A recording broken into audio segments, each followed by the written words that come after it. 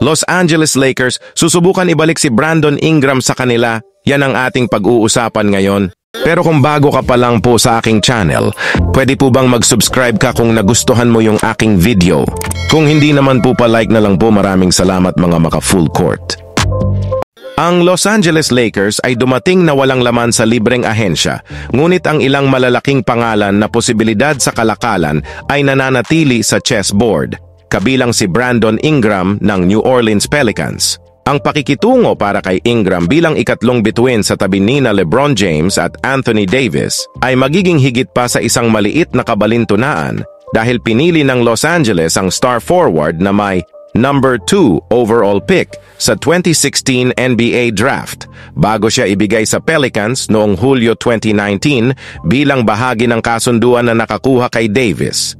Si Ingram ay naging all-star sa kanyang unang kampanya sa New Orleans at namulaklak sa isang pangmatagalang 20 puntos bawat laro scorer na may average sa pagitan ng 20.8-24.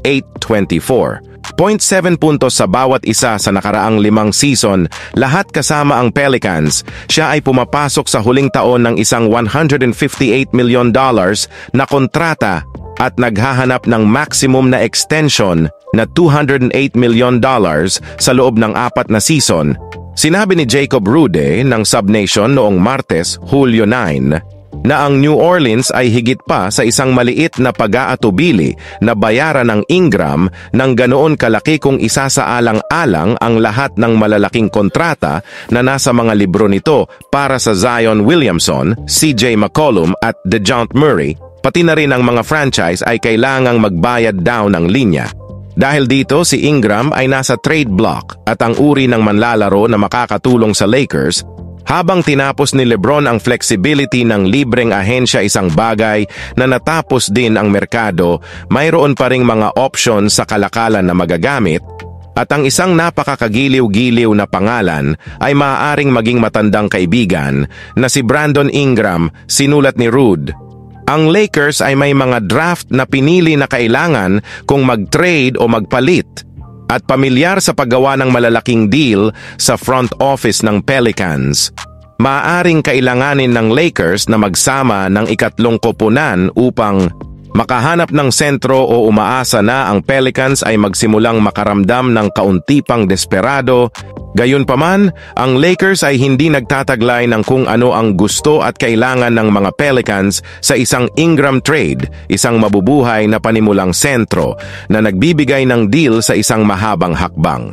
Ang mayroon ng Los Angeles ay 2 first-round pick sa 2029 at 2031, pati na rin ang ilang mga pick swaps sa pagitan ng mga season na maaaring at marahil ay dapat pag-interesan ang New Orleans. Ang isang ikatlong koponan ay malamang na patunayan na kinakailangan, gayunpaman dahil si D'Angelo Russell ay ang piraso ng sweldo na malamang na kayang bayaran ng Lakers at nais na i-disload upang gawin ang pera sa isang deal sa Ingram.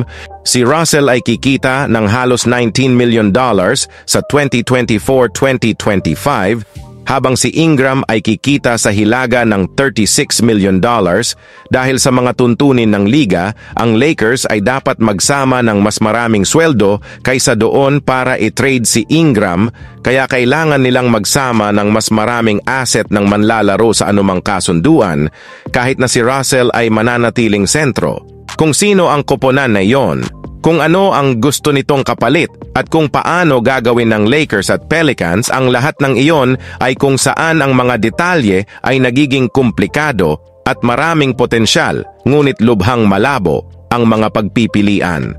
Gayunpaman, ang katotohanang nag-opt-in si Russell sa huling taon ng kanyang mag-e-expire na kontrata ay nagpapahiwatig na kaunti lang ang market para sa kanya sa buong liga sa kanyang gustong presyo, na nagpapaliit sa listahan ng mga kandidato sa mga prangkisa na handang tumanggap ng masamang sweldo ngayong season sa upang magbakante ng espasyo para sa 2025-2026.